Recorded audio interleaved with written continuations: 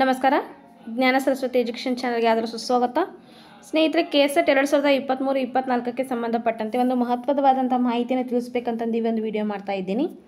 Okay, KSET ಈಗಾಗಲೇ ಏನಂತಂದರೆ exam ಕೂಡ ಬರೆದಿದ್ದೀವಿ. ತಾತ್ಕಾಲಿಕ ಕೀ ಉತ್ತರಗಳು ಕೂಡ ಪ್ರಕಟಣೆಯಾಗಿದ್ದು, ಜೊತೆಗೆ ಆಕ್ಷೇಪಣೆಯನ್ನು ಕೂಡ ಸಲ್ಲಿಸಿದ್ವಿ. ಹಾಗಾದ್ರೆ ನಮ್ಮ ನೆಕ್ಸ್ಟ್ ಪ್ರೊಸೆಸಿಂಗ್ ಏನಂತಂದರೆ ಕೆಸೆಟ್ ಫೈನಲ್ ಕೀ ಆನ್ಸರ್ಸ್ ಯಾವಾಗ ಬರ್ತಾವೆ ಮತ್ತು ನಮ್ಮ ರಿಸಲ್ಟ್ ಯಾವಾಗ ಬರುತ್ತೆ, ಜೊತೆಗೆ ಅದಕ್ಕೆ ಒಂದು ಕಟ್ ಆಫ್ ಅಂತ ಇರುತ್ತೆ. ಸೊ ಅದನ್ನು ಯಾವಾಗ ಬಿಡ್ತಾರೆ ಎಂಬ ಒಂದು ಮಾಹಿತಿಗಾಗಿ ಈ ಒಂದು ವಿಡಿಯೋ ಮಾಡ್ತಾ ಇದ್ದೀನಿ.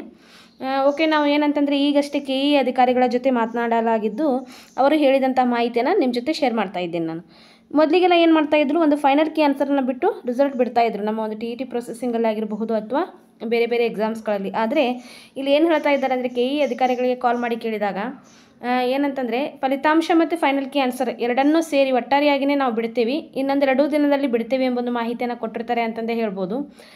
ನಾನು ಈಗ 3-4 ದಿವಸದಿಂದ ಅವ್ರಿಗೆ ಕಾಲ್ ಮಾಡ್ತಾ ಇದ್ದೆ, ಬಟ್ ಅವ್ರು ರಿಸೀವ್ ಮಾಡ್ತಾ ಇರಲಿಲ್ಲ. ಇವತ್ತು ಅನ್ಫಾರ್ಚುನೇಟ್ಲಿ ರಿಸೀವ್ ಮಾಡಿದ್ರು ಅಂತಂದೇ ಹೇಳ್ಬೋದು. ಮಾರ್ನಿಂಗ್ ಈಗಷ್ಟೇ ನಾನು ಒಂದು 10 ನಿಮಿಷದಿಂದ ಕಾಲ್ ಮಾಡಿದ್ದೆ ಅವರಿಗೆ.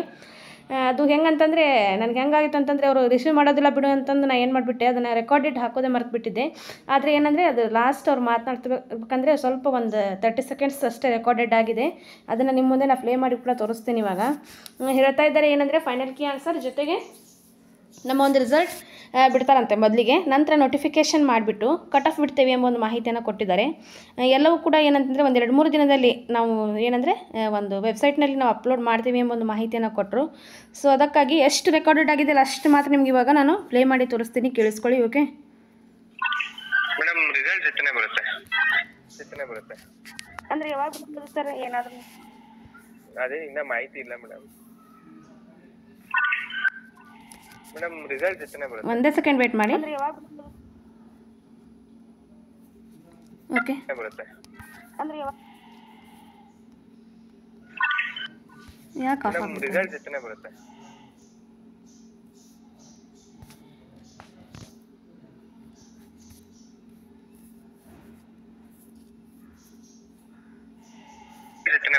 ಮೇಡಮ್, ರಿಸಲ್ಟ್ ಜೊತೆನೇ ಬರುತ್ತೆ. ಅಂದರೆ ಯಾವಾಗ ಬರ್ತದೆ ಸರ್? ಏನಾದರೂ ಓಕೆ ಮೇಡಮ್, ರಿಸಲ್ಟ್ ಜೊತೆನೇ ಬರುತ್ತೆ. ಅಂದರೆ ಯಾವಾಗ ಬರ್ತದೆ ಸರ್? ಏನಾದರೂ ಅದೇ ಇನ್ನೂ ಮಾಹಿತಿ ಇಲ್ಲ ಮೇಡಮ್.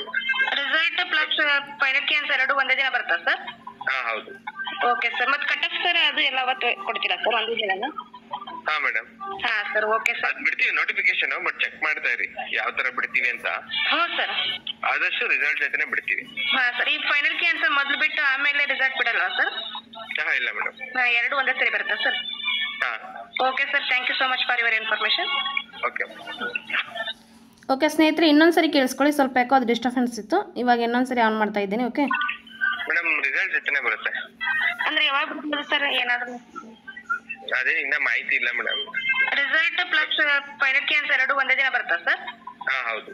Okay sir. ಮತ್ತು ಕಟ್ ಆಫ್ ಸರ್ ಅದು ಎಲ್ಲ ಅವತ್ತು ಕೊಡ್ತೀರಾ ಸರ್ ಒಂದೇ ದಿನ? ಹಾಂ ಮೇಡಮ್.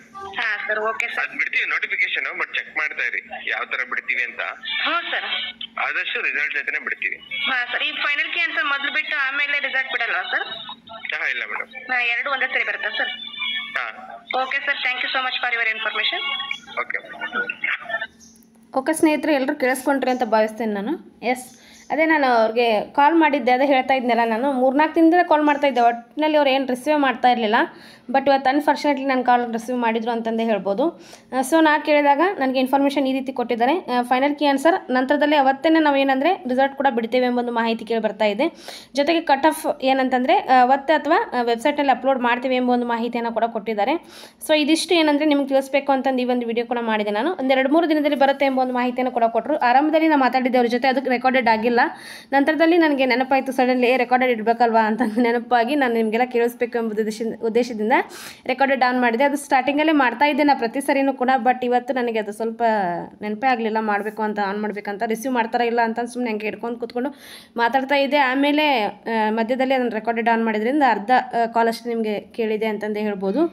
ಇದಿಷ್ಟು ಮಾಹಿತಿ ಏನಂತಂದರೆ ನಮ್ಮ ಒಂದು ಫೈನಲ್ ಕೀ ಆನ್ಸರ್ ಯಾವಾಗ ಬರ್ತಾವೆ, ಜೊತೆಗೆ ನಮ್ಮ ಒಂದು ಕೆಸೆಟ್ ರಿಸಲ್ಟ್ ಯಾವಾಗ ಬರುತ್ತೆ ಎಂಬುದಕ್ಕೆ ಸಂಪೂರ್ಣವಾದಂಥ ಮಾಹಿತಿ ಅಂತಂದೇ ಹೇಳ್ಬೋದು. ಮಾಡ್ಬೋದು. ಓಕೆ, ಇದನ್ನು ಮತ್ತೆ ನಾನು ಎಲ್ಲಿ ಗ್ರೂಪಲ್ಲಿ ಏನು ಶೇರ್ ಮಾಡೋದಿಲ್ಲ ಆಡಿಯೋನ, ಈ ಒಂದು ವಿಡಿಯೋ ನೋಡಿನೇ ಇದರಲ್ಲಿನೇ ಈ ಒಂದು ಮಾಹಿತಿಯನ್ನು ತಿಳ್ಕೊಳ್ಳಿ ಅಂತಂದು ಹೇಳ್ತಾ, ಮತ್ತು ಇದನ್ನು ಈ ಆಡಿಯೋ ಕ್ಲಿಪ್ಪನ್ನು ನಾನು ಗ್ರೂಪಲ್ಲಿ ಶೇರ್ ಮಾಡಿದರೆ, ಟೆಲಿಗ್ರಾಮ್ ಅಥವಾ ವಾಟ್ಸಪ್ ಗ್ರೂಪಲ್ಲಿ ಶೇರ್ ಮಾಡಿದರೆ ಮತ್ತೆ ಎಲ್ಲ ಕಡೆಯೂ ಕೂಡ ಎಲ್ಲರೂ ತೊಗೊಂಡು ಅದನ್ನೇ ಇನ್ನು ಸಂಜೆವರೆಗೂ ಅಥವಾ ನಾಳೆವರೆಗೂ ಕೂಡ ಅದೇ ವೀಡಿಯೋಸ್ ಮಾಡ್ತಾನೇ ಇರ್ತಾರೆ. ಸುಮ್ಮನೆ ಏನೇನೋ ಹೇಳ್ತಾ ಇರ್ತಾರೆ, ಮೈಂಡ್ ಡೈವರ್ಟ್ ಮಾಡ್ತಾ ಇರ್ತಾರೆ. ಸೊ ಅದಕ್ಕಾಗಿ ನಾ ಎಲ್ಲಿ ಕೂಡ ಶೇರ್ ಮಾಡೋದಿಲ್ಲ, ಇಲ್ಲಷ್ಟೇ ಕೇಳಿಸ್ಕೊಳ್ಳಿ.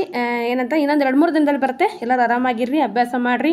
ಜೊತೆಗೆ ಈಗಾಗಲೇ ಏನಂದರೆ KAS ಪೋಸ್ಟ್ಗಳು ಕಾಲ್ ಆಗಿರ್ತಾವೆ, BMTC ಕಾಲ್ ಆಗಿರ್ತಾವೆ, ಜೊತೆಗೆ ಏನಂದರೆ ಗ್ರಾಮ ಆಡಳಿತ ಅಧಿಕಾರಿಗಳು ಕೂಡ ಕಾಲ್ ಆಗಿರ್ತಾವೆ. ಈ 3 ಕೂಡ ಕಾಲ್ ಆಗಿದೆ. ಇನ್ನು ನೆಕ್ಸ್ಟ್ PU ಲೆಕ್ಚರರ್ ಆಗ್ಬೋದು, HSTR ಆಗ್ಬೋದು, KR TET ಆಗ್ಬೋದು, ಯಾವುದೇ ಕ್ಷಣದಲ್ಲಾದರೂ ಕೂಡ ಏನಂದರೆ ಅವು ರಿಕ್ವೈರ್ಮೆಂಟ್ ಆಗಬಹುದು. ಸೊ ಹಂಗಾಗಿ ಬಿ ಅಲರ್ಟ್ ಯಾಕಂದರೆ ಇದು ತುಂಬ ಯಾಕಂದರೆ 2-3 ವರ್ಷದಿಂದ ಯಾವುದೇ ನೇಮಕಾತಿಗಳಿಲ್ಲ. 2022ರಲ್ಲಿ ಲಾಸ್ಟ್ ಆಗಿತ್ತು.